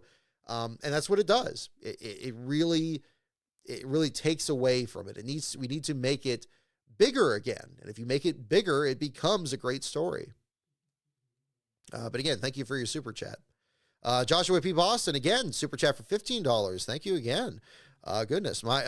If someone dominates and secures the championship early, so effing be it. They deserve to win it all. I honestly am so fed up with these shills like Michael Daly or on Sirius XM saying playoffs good. Again, your words, not mine. But I have seen some clips that, are very much repeating what Chris Rice and Kenny Wallace are talking about here. Yeah, exactly. If you have somebody that's dominant, that should be rewarded. If they clinch it early, that should be that much more remarkable. I remember Jeff Gordon doing it and Matt Kenseth doing it. And then, sometimes it would come to the end of the year and it would be a championship race and it would be exciting because the whole year built up to it. It gets to be a celebration of the entire season, of all the big moments and the little ones that got us to this point.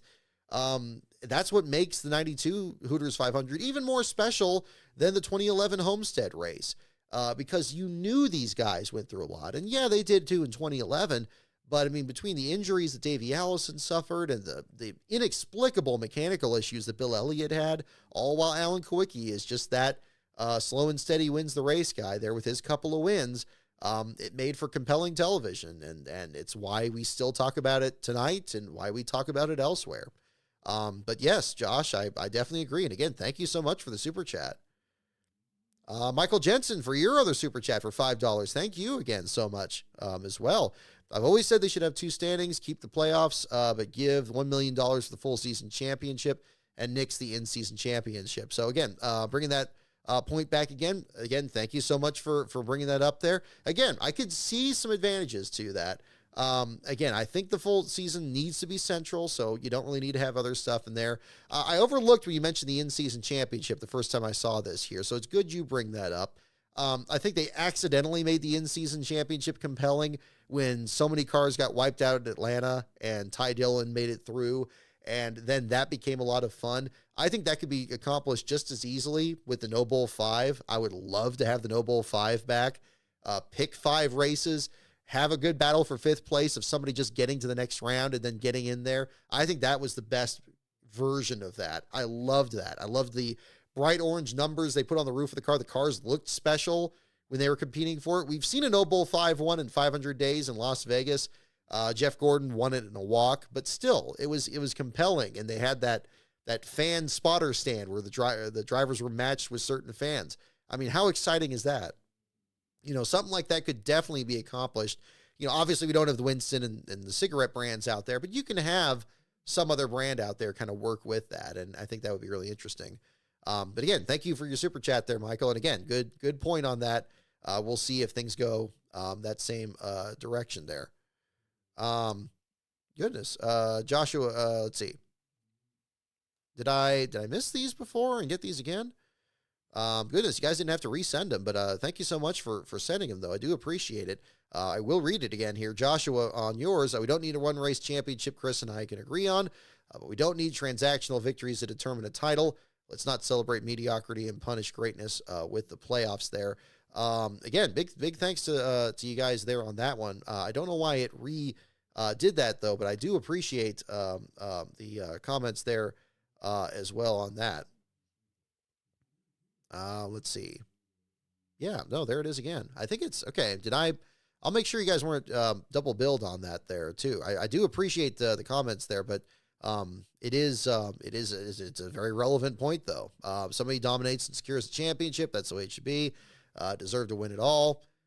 Fed up with the people saying the playoffs are good. Yeah, exactly. Again, as I said, it's frustrating to see not as much of a discussion. I think that's all the super chat. Okay, yeah. Make sure I didn't. Hopefully, I didn't miss anything, Josh or Michael. Hopefully, I didn't miss on that. I think for some reason it's showing it twice on here, but that could be the case. It could just be an issue with my mini feed here on the Streamlabs, but we'll figure that out there. But again, thank you so much for the super chats, and we'll do some trivia questions here as well. Let's see here. We're still in the teams. Okay, now let's try a different one here. Okay, next question. What car owner has a record 11 wins at Darlington? What car owner has a record 11 wins at Darlington? I had a little something here too. I wasn't sure about wearing it during the Kenny Wallace segment, but I have this. Let me bring this out here. Here, I'm gonna cut away while I'm fumbling with it here. But again, which car owner has 11 wins at Darlington is the question. I'm gonna cut away for just a moment here.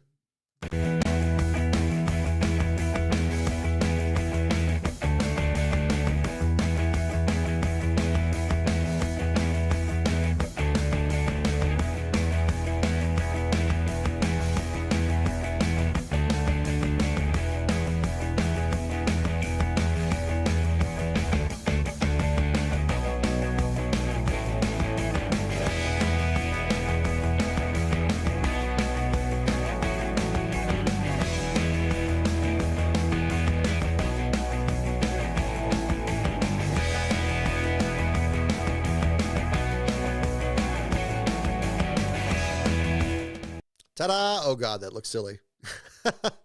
I have to wait another year to bring this bad boy out here. But yeah, see, it actually glows. There we go. Have a little fun with that. Put the straps a little bit too high here. There we go.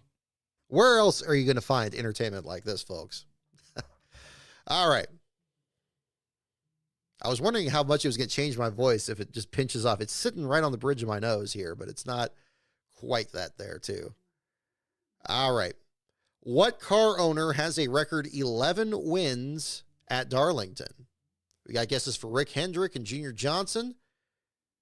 Hendrick or Junior Johnson and Associates. Yep. There we go. Good guesses. Good guesses. We'll find out. Oh, good. You can kind of see it blink here on the screen. There we go. It's tricky to kind of get this tangled here with the headphones, but I got it to work. Got it to work. There we go. I know by next year I'm probably going to forget that we have this here, so we'll wear it on the show here tonight.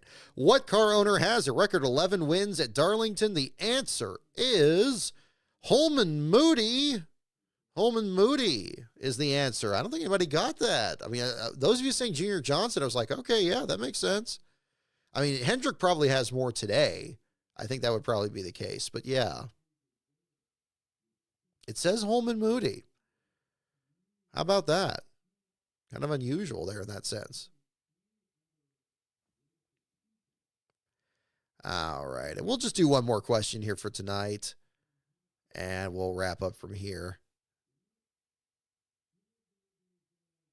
Yeah, Holman Moody would not have guessed that at all.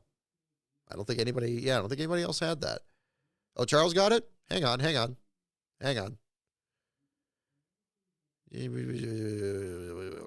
Let's go back. First, I think Crowdsman races. Yeah, double points. Oh, no, yeah, you're right. Charles Peterson. Yeah, there we go. It got pushed down a line there. Yep, you're right. Charles got it. Man, Charles, you're on fire tonight. Yes, you got it. There you go. Right on. Okay. Let's see, not that one. And that was a little too easy.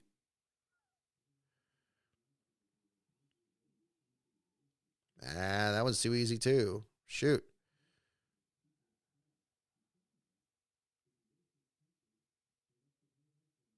Okay. Nah, that one's hard to do too.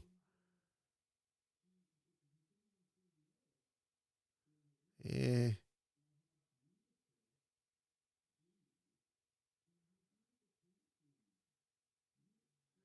Okay. Actually, we'll go ahead and do this one. All right. No, that one's actually not very good either. Oh, okay. I think we had this one. This is a good Christmas related question. We'll wrap up with this one. What team owner made a small fortune in Nintendo and Teddy Ruxpin? There you go. What team owner made a small fortune in Nintendo and Teddy Ruxpin? Who was the Who was the one who predicted the 80s, the late 80s, almost perfectly here? Invested in the right industries there. What team owner made a small fortune in Nintendo and Teddy Ruxpin?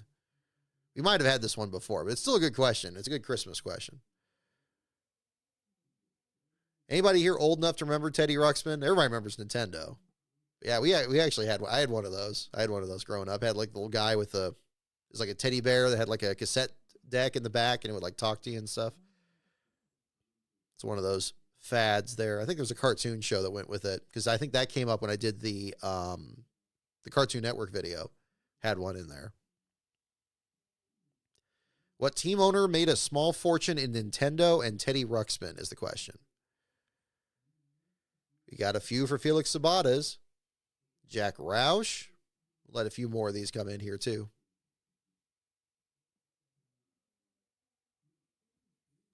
There you go. Kind of works when it's a little bit lower. See, it's got kind of this little indentation here, so it's not perfectly round. It's just got it where it fits right on the tip of your nose. And I'm sure it's for a much smaller head than mine, so it's it's all there pretty good. All righty. Chuck Ryder, interesting guess. Interesting guess. Other team owners of that era. All right, one more time.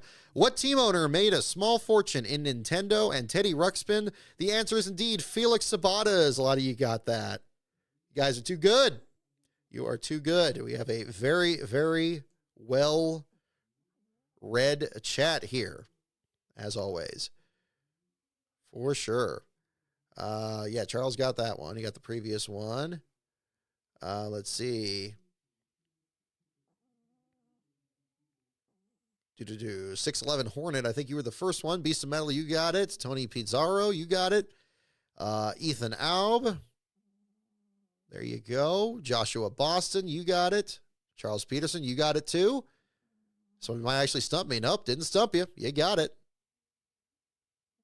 Who could forget that freaky face? Yeah, there you go. Josh Boston, you got it too. It looks like a lot. Pretty much all you got it. There you go. Good guess for Chuck Ryder. That was a good guess too. That was right in that same era.